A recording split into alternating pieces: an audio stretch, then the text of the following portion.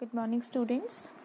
In continuation with the chapter Foreign Exchange Rate, today in this session I am going to explain you the components of demand for foreign exchange or foreign currency.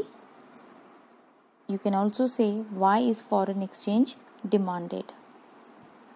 So children, foreign exchange is actually demanded for number of the purpose. Basically, we can say it is demanded for making payments in rest of the world. So if we talk about the components of demand for foreign exchange, let's say the very first could be repayment of international loans. So when we talk about repayment of international loans, a country like India, which is a less developed country, and if India has raised a loan, let's say from some other country, then the repayment of that loan requires a foreign currency. That means when we have to repay that loan, we have to pay it in the foreign currency.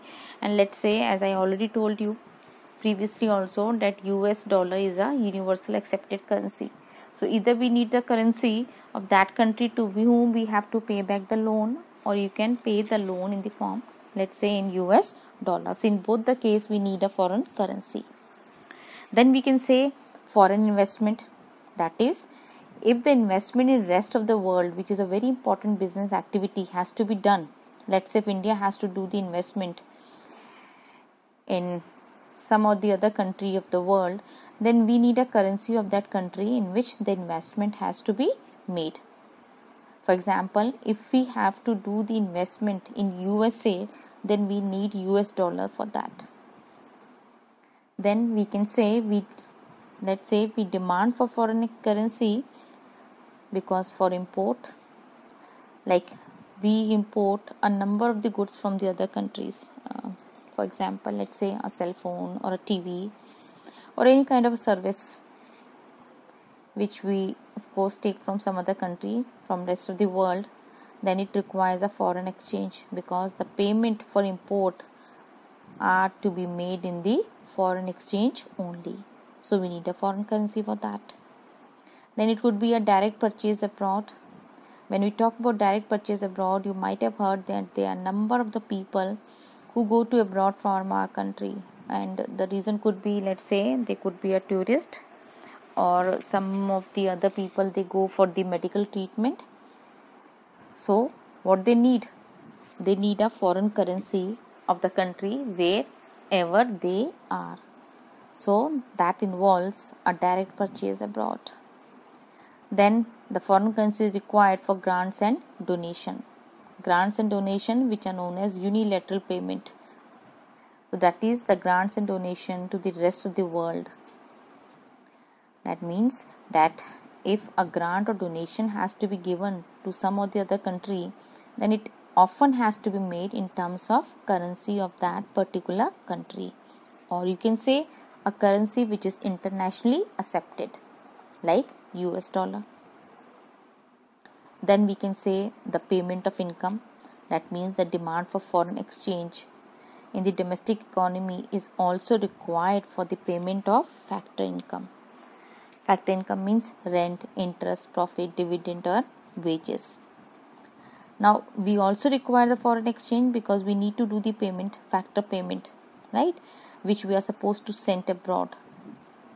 So if it is so, then we have to send that payment in the currency of that particular country. That is why we need foreign currency. Then children, speculative trading. Speculative trading, when we say speculative, means somewhere risk, a trading activity with which a lot of risk has been associated. So foreign exchange, specifically the US dollar. The reason, because maximum trade has been done in US dollar. That has been demanded by the people for purpose of risky trading. And you all know very well that foreign exchange, more often a foreign exchange is held when the exchange rate is low, and vice versa, if the exchange rate is high, so it will be demanded less. So children, These are the components of demand which actually add up to the aggregate demand, that is aggregate demand for let's say for foreign exchange. So in the international money market, the demand for foreign exchange is inversely related to the price of foreign exchange.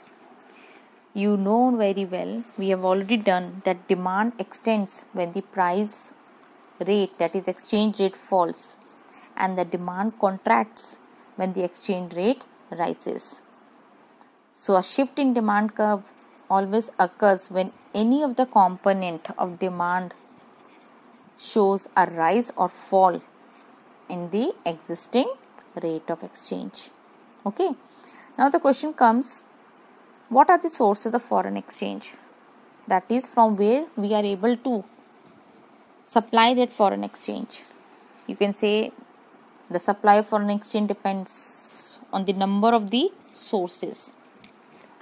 If we talk about those sources, so like we can say export, that means export of goods and services. If we are exporting the goods and services to some other country, so we get a foreign exchange from rest of the world. So this is how, if we say we are exporting to USA, so we get a dollar, that is a supply of foreign exchange to India. Then it could be investment from rest of the world, that is, if rest of the world, let's say FII or FDI, they invest in a country like India, so what happens? Automatically there is a inflow of foreign currency. Then we can say the foreign currency is supplied by the direct purchase by rest of the world. So when we talk about direct purchase by the rest of the world, means the resident of the rest of the world, they actually contribute to the flow of foreign exchange. That means when these people, they buy something from their country in their foreign currency. Then loans from rest of the world, that is, it means what? That a borrowing from rest of the world. For example, a loan from UK would mean that you get a currency of UK to India. That means it contributes to the supply of foreign exchange to India. If you have taken a loan from the other country, let's say UK or USA, so when we take a loan, so we get a foreign currency. So this is how we have been supplied with the foreign currency. Then grants and donation from rest of the world. That is, if we get the grant and donation from rest of the world, that is also a source of supply of foreign currency, that or foreign exchange, because a good amount of the foreign exchange flows from, let's say, a rich country to a poor country by means of a grant or donation. Then we have income receipt. Foreign exchange also flows from the rest of the world, children, by means of income receipts. Income receipt means the factor income. Like for example, we have a call centers over here which have been, of course, working for the industries which have been located outside. So when they do the payment to the centers, so they do in foreign currency. So that is what the factor income or the income receipt is. Then remittance by the non-residents. Remittance means the transfer of money by the NRIs in the form of a gift also could be.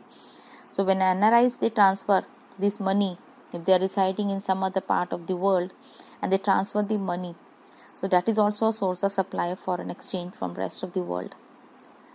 So children, this is how we are able to get the supply of foreign exchange from the rest of the world. And you always know, as we have already discussed, that the components of supply, they add up to the aggregate supply in the international money market. That means you know that supply of foreign exchange is positively related to the price of foreign exchange. That is, the supply extends when the rate of exchange rises and supply contracts when the rate of exchange falls. So children, a shift in supply curve occurs when any of the component of supply shows a rise or fall in the existing rate of exchange.